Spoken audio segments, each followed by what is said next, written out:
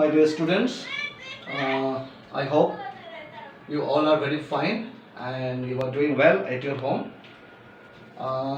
फिर से इस लॉकडाउन की जो परिस्थिति हमारे सामने आई, इसके चलते हमने आप लोगों के लिए एक क्लास 10th के बच्चों के लिए, जो बच्चे अभी हाल ही फिलहाल में मैट्रिक की एग्ज़ाम देने वाले हैं, उनके लिए कुछ क्वेश्चंस का हमने एक वीडियो बनाया है। वो क्वेश्चंस आपके एग्ज़ाम के लिए काफ़ी फ़ायदेमंद रहेंगे। तो चलिए कुछ इम्पॉर्टेंट टॉपिक्स जो यहाँ लगा है देख रहे हैं, कुछ इम्पॉर्टेंट टॉपिक के ऊपर हम उस पर डिस्कस करेंगे। इम्पॉर्टेंट टॉपिक का मतलब है कि ये टॉपिक जो है वो क्वेश्चन से टॉपिक बनाया गया है, ठीक है। और हम इस टॉपिक को क्वेश्चन से लिए हैं जो 1 मार्क्स को बेस करता है। आप सभी जानते होंगे कि 1 मार्क्स से रिलेटेड आपके जो है वो 11 नंबर का क्वेश्चन रहता है 1 मार्क्स का। सो हमें कुछ टॉपिक, कुछ क्वेश्चंस हैं जो हम उसको डिस्कस करेंगे। देखिए, एक क्वेश्चंस आया है, एक टॉपिक है जिसको क्वेश्चंस बनाया गया है टॉपिक को बेस करके।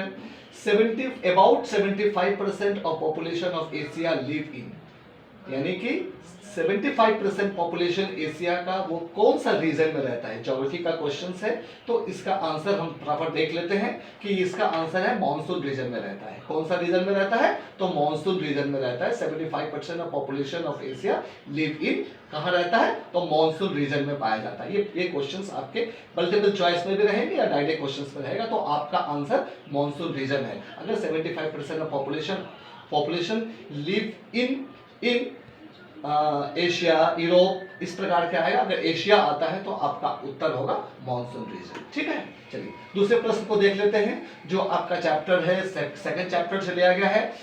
Anti partition of Bengal started on, यानी कि पार्टीशन ऑफ बंगाल कब स्टार्ट हुआ, कब ये स्टार्ट किया गया था? तो 7 अगस्त 1905 को ये लॉर्ड कर्जन के द्वारा किया गया था। ये आपके नॉलेज में होगा, आपके ध्यान में होगा। फिर से हमने इसे आपको रिपीट कराया है जो आपके लिए इंपॉर्टेंट है आने वाले एग्जाम्स के लिए।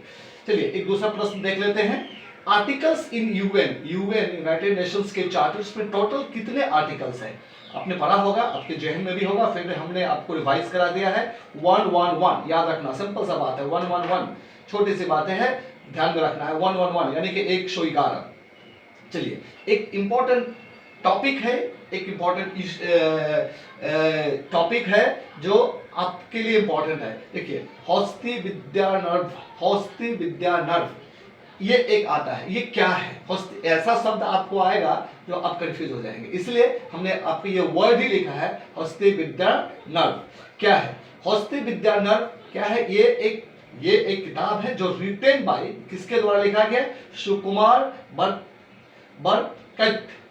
सुकुमार बरकत के द्वारा लिखा गया है। और इसको इलुस्ट्रेट किया गया है, illustrate by 2 painter, Dilbar and दोस्त। सो याद रखना चाहिए, दिलबार एंड दोस्त एंड सुकुमार बरकत। सुकुमार बरकत या दिलबार दोस्त याद करने से नहीं होगा, आपको ये दिलबार दोस्त या सुकुमार बरकत क्या है, किसका उत्तर है? तो हौस्ती विद्या नर्व एक जो टॉपिक आएगा उस पे आपको इसमें क्वेश्चन रहेगा, इलुस्ट्रेटेड या रिटेन, किसने इलुस्ट्रेट किया और किसने लिखा है, तो ये बातें आपको ध्यान में रखने की आवश्यकता है।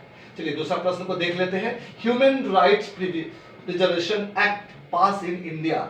ह्यूमन राइट यानी कि मानवाधिकार का जो प्रिवेशन है, जो सुरक्षा का जो अधिकार था, वो इंडिया में कब लागू हुआ? तो प्रश्न है ये, और कब लागू हुआ ह्यूमन राइट्स प्रिजर्वेशन के लिए? तो हम इसको देख लेते हैं। 1993 में ये लागू होता है, ठीक है।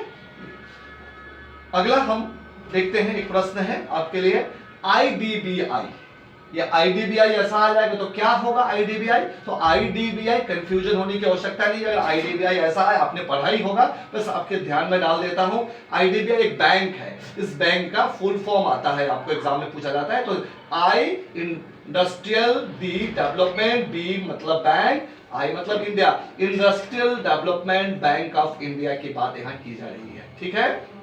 अब आइए, एडिटर ऑफ अरुणोदय। अरुणोदय का एडिटर क्या? अभी एक अरुणोदय के नाम पे बहुत सारे स्कीम चल रहा है, सारे इलेक्शंस में अरुणोदय स्कीम्स के बारे में बताया गया है। तो ये मेरे जहन से ये इंपॉर्टेंट प्रश्न बनता है कि एडिटर ऑफ अरुणोदय कौन है या ऑर्गेनाइजे को किसने संपादन किया है? तो इसका doctor Northern Brown, doctor Northern Brown नाम याद रखना है, doctor Northern, doctor N B, doctor Northern Brown, ठीक है। Revolt of 1857 led in Assam, Assam में जो रिवोल्ट ऑफ 1857 हुआ वो किसके नेतृत्व में हुआ, वो किसने इसका नेतृत्व किया था? तो सिंपल सा बात है, मनीराम दीवान, जो सबके जहन में है, सबको मालूम है, फिर भी आपको याद करने के लिए आपको ये बातें बता दी गई है, आपको ध्यान में रहेगा मनीराम दीवान।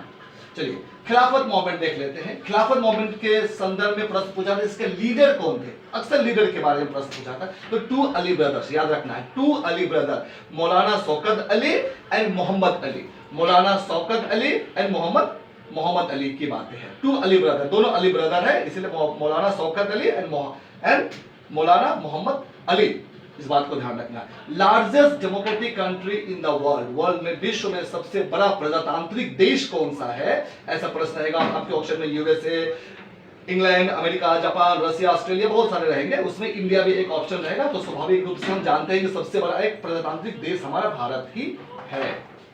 चलिए, ट्रीटी ऑफ यांगदाबू साइन ऑन, यांगदाबू की जो संधि थी वो कब साइन किया गया था? तो 26 फरवरी 1826 को, 18 फरवरी 1826 को वो साइन किया गया था। लास्ट प्रश्न देख लेते हैं जो आपके इकोनॉमिक चैप्टर से है, जो मुझे लगता है इस साल के लिए प्रश्न इंपॉर्टेंट बन सकता है।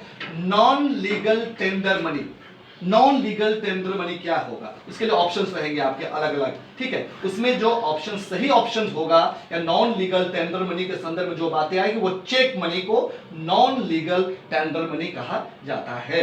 तो मैं समझता हूं ये कुछ प्रश्न है जो आप सभी के लिए इंपॉर्टेंट है, इसे आप रिवाइज कर लीजिए, बार बार देख लीजिए, और भी आने वाले समय में इस प्रकार के और भी 1 मार्क्स 2 मार्क्स रिलेटेड मैं प्रश्न आपको देता रहूंगा। आपका दिन शुभ हो, अच्छा हो, आपके रिजल्ट अच्छे हो, इसी आशा के साथ आज का क्लास को मैं वाइंड अप करता हूं। मुझे सुनने के लिए बहुत बहुत धन्यवाद, बहुत बहुत धन्यवाद।